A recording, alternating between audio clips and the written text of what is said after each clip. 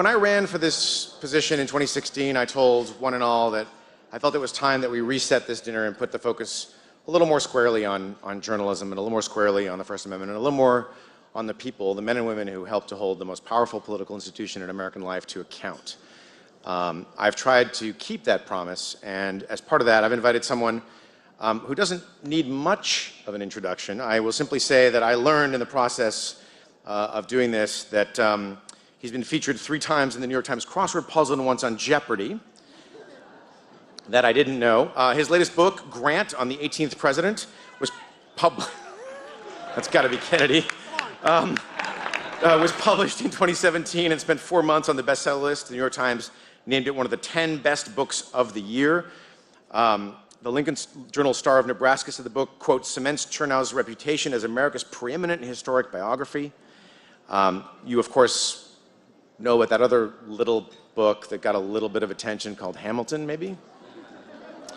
I asked Ron to put the current moment in historical context, didn't tell him what to say, told him roughly how long he had to say it. Please join me in welcoming Ron Chernow.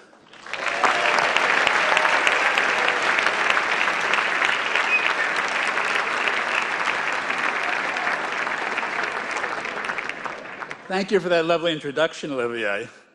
I confess that I was surprised when I received the invitation to speak here tonight. I mean, I knew they weren't approaching me as an international sex symbol, right?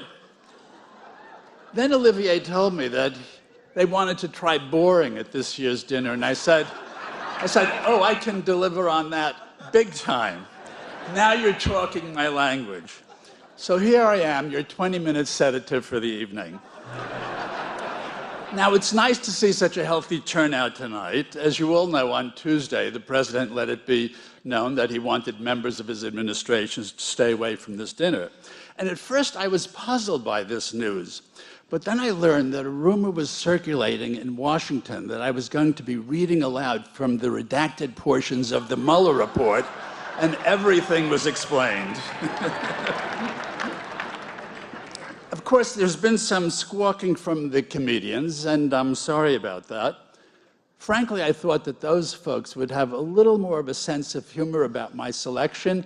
After all, they are comedians.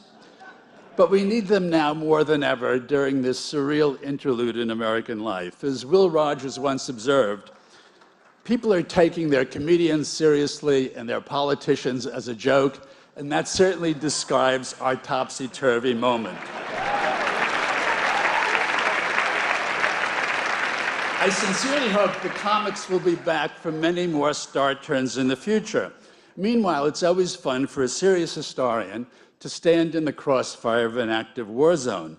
When I asked a friend what the atmosphere would be like at this dinner, he replied, oh, the Roman Colosseum. Now, being a dutiful historian, I thought I should research my audience, so I picked up a copy of Henrik Ibsen's great play, Enemy of the People.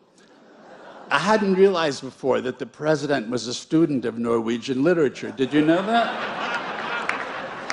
The drama takes place in a small Norwegian town that hopes the discovery of mineral springs will turn the sleepy backwater into a thriving spa. Then the hero of the play, Dr. Thomas Stockman, discovers that the miraculous springs are actually polluted and breeding typhoid and other diseases. In his naivete, he imagines that the townspeople are going to applaud him as their savior from this calamity. Then he discovers that truth is a political commodity defined by the town's business interests, and he's persecuted for truth-telling.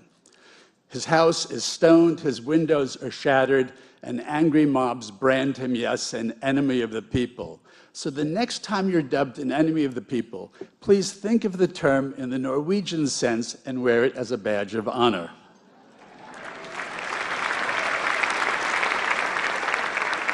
Now, I'm delighted to make a spirited case tonight for the First Amendment. We now have to fight hard for basic truths we once took for granted. We gather here in perfect security because of a little piece of parchment called the Bill of Rights that has acquired the status of American scripture.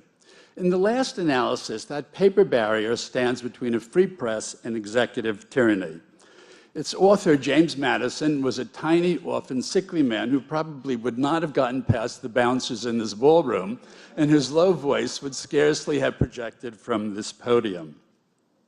So fervently did Madison believe in these 10 amendments that he didn't want them tacked onto the end of the Constitution as if they were an afterthought. He wanted them woven straight into the original text. In fact, of those 10 landmark amendments, Madison considered the first indispensable. Like all our founders, he regarded a free press as the cornerstone of democracy. As Jefferson famously said, if forced to choose between a government without newspapers or newspapers without a government, he would unhesitatingly prefer the latter. Good for Jefferson. The First Amendment was not written for the exclusive use of saints and choir boys, nor was it granted only on good behavior. As Mark Twain noted somewhat ruefully, the right to stupidity is protected by the US Constitution. That became, unfortunately, patently clear during George Washington's first term in office. Now, as best I can tell, Washington committed only one major blunder as president. He failed to put his name on Mount Vernon and thereby bungled an early opportunity at branding. Clearly deficient in the art of the deal, the poor man had to settle for the lowly title of Father of his country. A very sad story.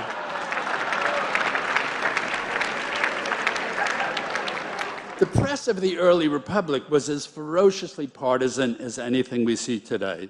In that golden age of character assassination, writers murdered reputations while hiding behind Roman pseudonyms. Washington became the victim of the most preposterous slander when the opposition press charged that he'd been a secret British agent throughout the Revolutionary War. Obviously, the British had gotten a very poor return on their investment. Now, some of the most blistering attacks against Washington came from an unexpected source. His Secretary of State, Thomas Jefferson, had hired a poet named Philip Freneau as State Department translator. Now, Freneau was perfectly qualified for the translator job, except for one small detail. He knew only a single foreign language.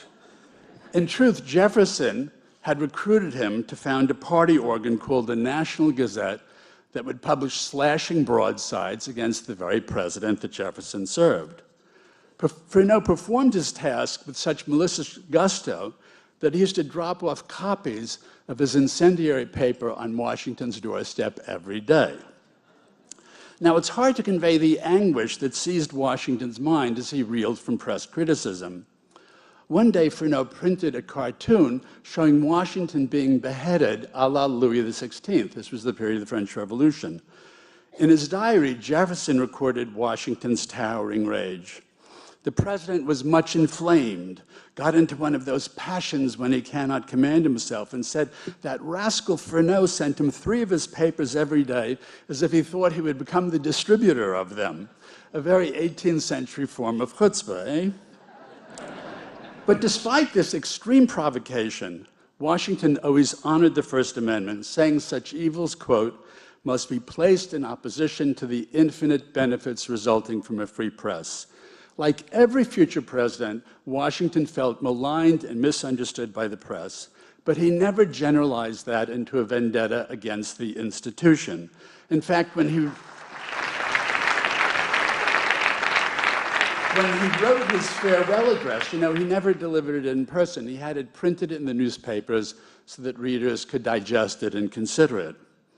My main theme here tonight is that relations between presidents and the press are inevitably tough, almost always adversarial, but they don't need to be steeped in venom.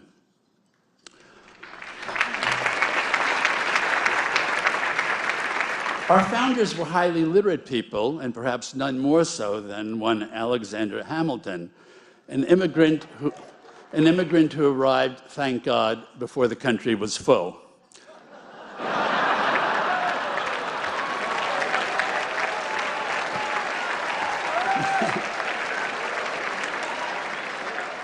I don't know why they let the guy in. Clearly somebody had slipped up at the southern border.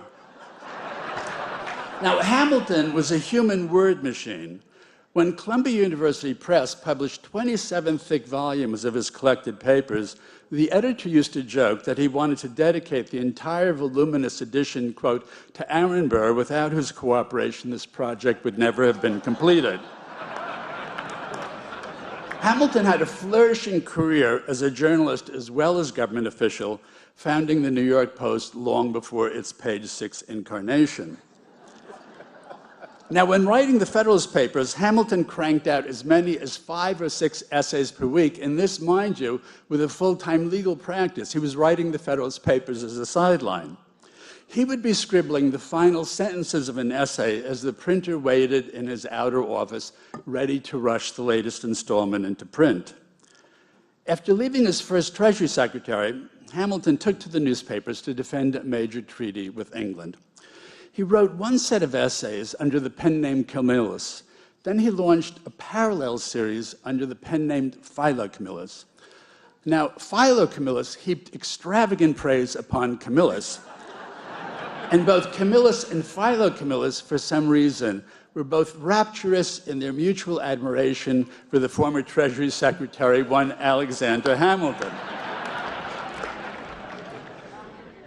During the administration of John Adams, the country lurched into a period of reaction amid a war scare with France and rampant fear of foreigners. Congress enacted the infamous Alien and Sedition Acts, which made it a crime for journalists to write about the president in a scandalous or malicious fashion. At this dark moment, Jefferson, with his serene faith in the people, prophesied, quote, "With a little patience, we shall see the reign of witches past, their spells dissolve."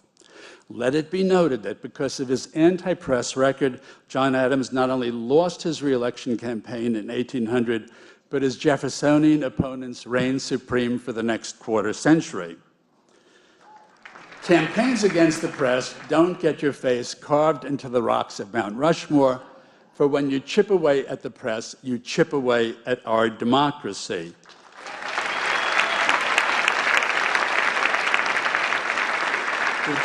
The tribunal of history does not deal leniently with presidents who punish the free press. You know, people now say that we're fighting for the soul of America. But folks, we've always been fighting for the soul of America. We've always fallen short of the hallowed ideals enshrined in our founding documents. America has always been a work in progress, a perpetual journey, a freedom ride with no final destination. And it falls to each new generation to renew and rediscover our country's lofty promise. Dr. Martin Luther King Jr. said memorably that the moral arc of the universe bends towards justice, but it never does so in a smooth or unbroken line. Our precious republic feels fragile, even perishable at the moment, and after the shooting at the synagogue near San Diego today, our civil society feels fragile as well. I shudder at the sheer savagery to which Washington politics has descended. But we've also seen the wisdom of our Constitution at work with a boldly assertive press, an independent judiciary, and a rejuvenated Congress providing checks on executive power. We're being tested, fiercely tested, but I like to think that decency will prevail. History shows that in the short run, the American people can be swept up in all sorts of misguided and wrong-headed things. Think Scottsboro boys, think Japanese internment camps, think Joe McCarthy, but in the long run, democracy endures.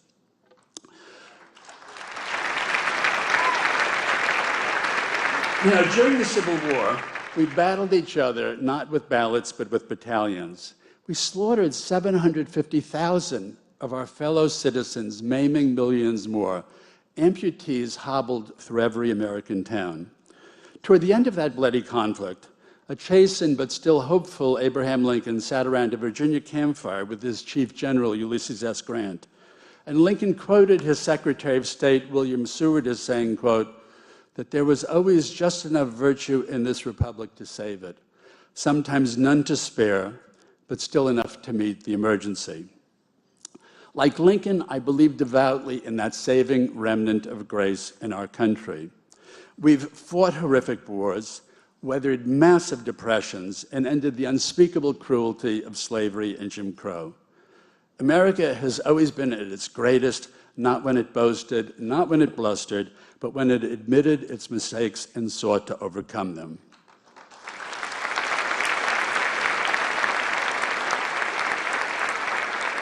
Okay, let me move on to the president and the press in the 20th century. Back in the days of William McKinley, there was no White House press room, just a long table for reporters on the second floor. As one journalist complained, it's part of the unwritten law of the White House that newspapermen shall never approach the president as he passes unless he himself stops and talks to them. A rather royal conception of the presidency with no shouted questions allowed. In those more innocent days, reporters still shielded the private lives of presidents. Let me tell you how Warren Harding got the Republican nomination in 1920. Party bosses summoned Harding to the proverbial smoke-filled room in Chicago, and they asked him point blank if he had any damaging personal issues they should know about. Now, Harding, a married man, drank heavily and gambled freely. He'd had a 15-year affair with his best friend's wife, and he had a mistress and an illegitimate baby right there in Chicago. In fact, his young mistress sat in the balcony of the convention hall enjoying the speeches. But Harding assured the party bosses that he couldn't think of a single personal problem to worry about. And he got it. Of course, the press would grow bigger and more intrusive as the century progressed, and relations with the White House would grow ever more acrimonious.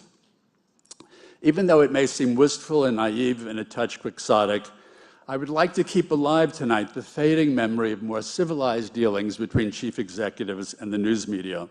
Call it a museum of presidential decorum.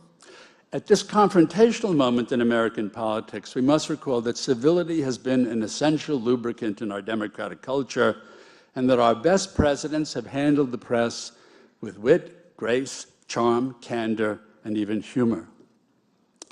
After McKinley's wooden formality, Teddy Roosevelt, of course, proved a virtuoso in dealing with the press.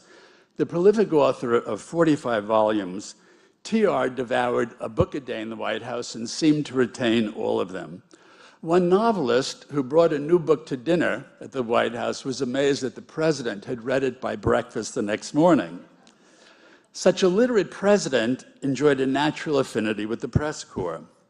TR devised a midday ritual called the barber's hour, in which reporters would cluster around him as he was being shaved. The babbling president would spout a never-ending stream of opinion, while his poor barber, bobbing and weaving with his razor, gamely tried to shave TR without slitting the presidential throat.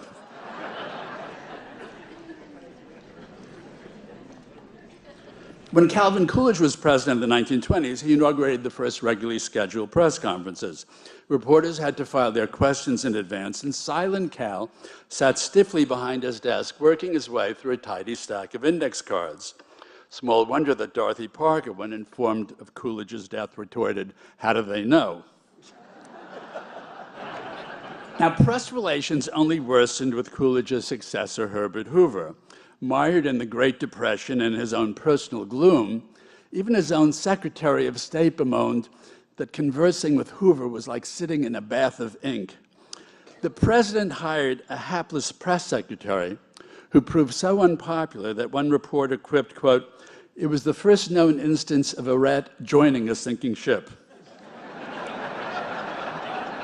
When Franklin Roosevelt came into office, he swept away these restrictive rules and treated reporters, lo and behold, like grown-ups. "We're not going to have any more written questions," the genial president declared at his first press conference. "Of course, while I cannot answer 75 or 100 questions, I see no reason why I should not talk to you ladies and gentlemen off the record." Please note the ladies and gentlemen. The 125 reporters packed into the Oval Office that day were so impressed by FDR's clear, straightforward rules that they gave him a standing ovation at the end, the first and undoubtedly last time that would ever happen. In the end, FDR conducted nearly 1,000 press conferences, not to mention 30 fireside chats, and even Eleanor Roosevelt held her own press conferences where she invited only female reporters. Right on. This proved a tremendous boon to women journalists across the country because even the most hidebound publishers realized they were now forced to hire women journalists.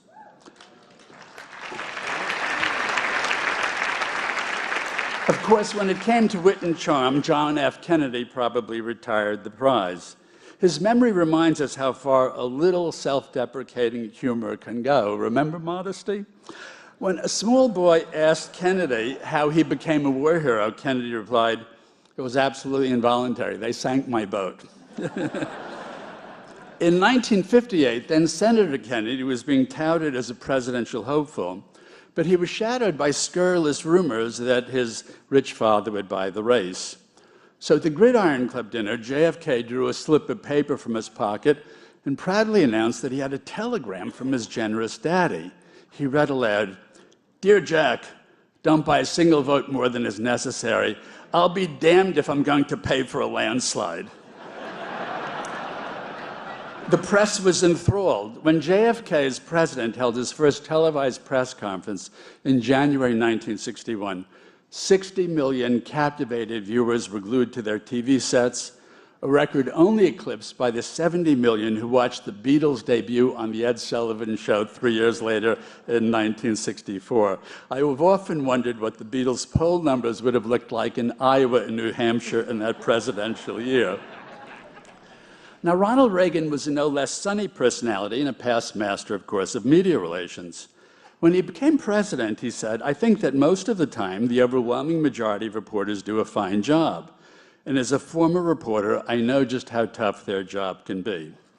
Nevertheless, Reagan had a sometimes bumpy relationship with the press. Then on March 30th, 1981, he was shot and nearly killed outside this very hotel, the Washington Hilton, as he was about to duck into his limousine. A bullet lodged within an inch of his heart. Reagan was scheduled to speak at, yes, the White House Correspondents' dinner. And so he telephoned in this line instead, quote, "If I could give you just one little bit of advice, when somebody tells you to get into a car quick, do it."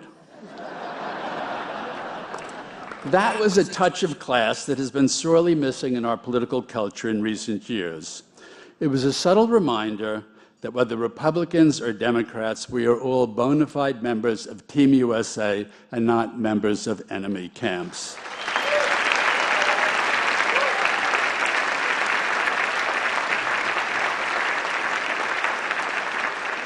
Okay, I know I'm wallowing in nostalgia here and ignoring less savory moments of these and other presidents. Richard Nixon forced himself to go to dinners like this, where he had to hobnob with reporters who'd just written exposés of him. In the spring of 1971, Nixon followed the advice of Press Secretary Ron Ziegler and decided to play the good sport at the White House Correspondents' dinner. His gesture evidently did not impress the news media. After his next press conference, Nixon grumbled privately, quote, "The reporters were considerably more bad-mannered and vicious than usual. This bears out my theory that treating them with considerably more contempt is a more productive policy." When Nixon then hosted a party for POW families and felt bathed in female adoration, he thought his masculine appeal insufficiently acknowledged in the subsequent press coverage. "That's what the goddamn New York Times and Washington Post should be writing about," he groused. "I'm going to kick their asses around the block." Such presidential eloquence, shall we ever hear its like again? Don't answer. Of course, the one who ended up getting his ass kicked around the block was you-know-who. Now, you folks in the media write the early drafts of history, and we historians the later ones. Your work gives freshener and color and immediacy to our sagas. I know how embattled you feel at this critical juncture as you combat the mistrust of a significant portion of the American electorate. I think you're doing noble work to preserve democracy at a time when a rising tide of misinformation, masquerading as news, threatens to make a mockery of the First Amendment.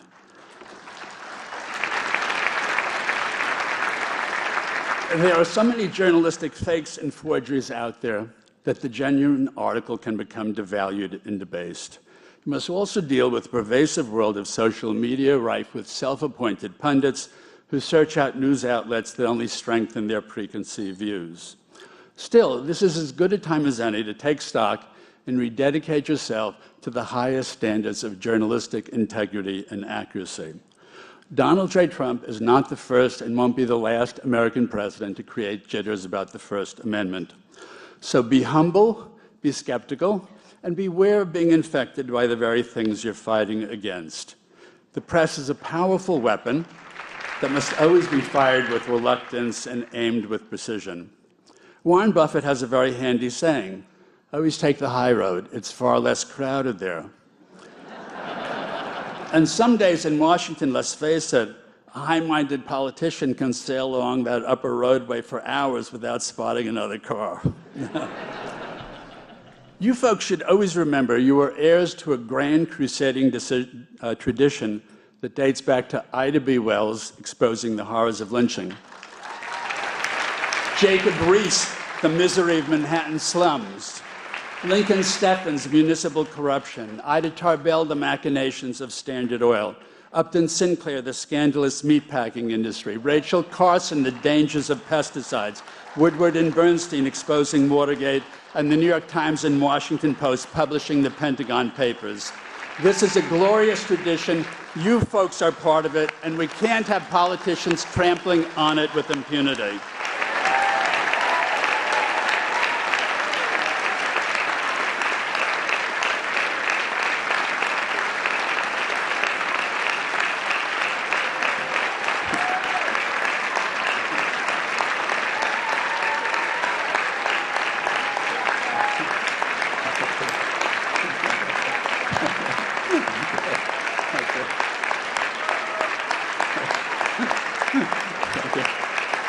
I'm sorry to report I'm not finished.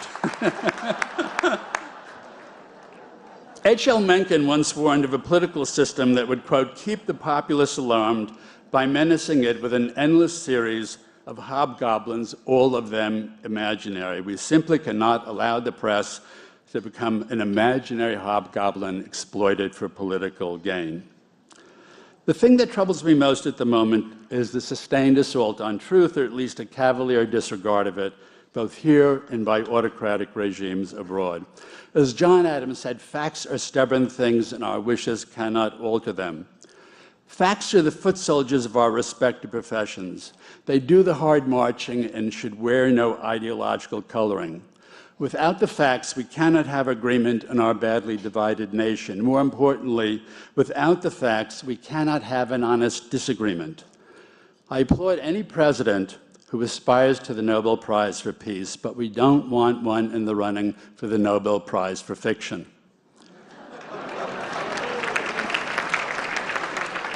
Ulysses S. Grant wasn't a flawless president, but he was a stickler for the truth. One day in the White House, Grant was busy when a stranger called. Knowing Grant was occupied, an aide informed the usher, "Tell the gentleman that the president is out." Overhearing this, Grant grew outraged. "No, don't tell him that. Tell him I'm engaged and must be excused. I never lie for myself and do not want anybody to lie for me." That's a powerful example that all presidents should emulate. You know, we've seen past administrations threaten the press directly, whether it be Lincoln shutting down disloyal papers during the Civil War, or Woodrow Wilson stifling dissent with the Espionage Act in World War I. But what is happening today is perhaps even more insidious, a relentless campaign against the very credibility of the news media. Even the smartest courtroom lawyers can't defend the press against such vague and sweeping attacks. You folks can only preserve that hard-won credibility in one way, with solid, fair-minded, accurate, and energetic reporting.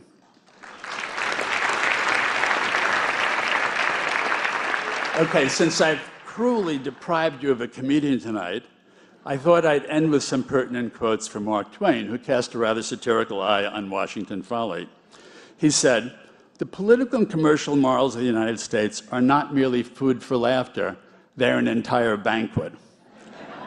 And I love this quote, "Sometimes I wonder whether the world is being run by smart people who are putting us on, or by imbeciles who really mean it." He could be scathing about Capitol Hill, saying there's no distinctly Native American criminal class except for Congress. He could be equally savage about presidents, saying the United States was never content, quote, to have a chief magistrate of gold when it could get one of tin. And as we head into another election season, I will leave you with one final gem from Twain. Politicians in diapers must be changed often, and for the same reason. Good night, and God bless America.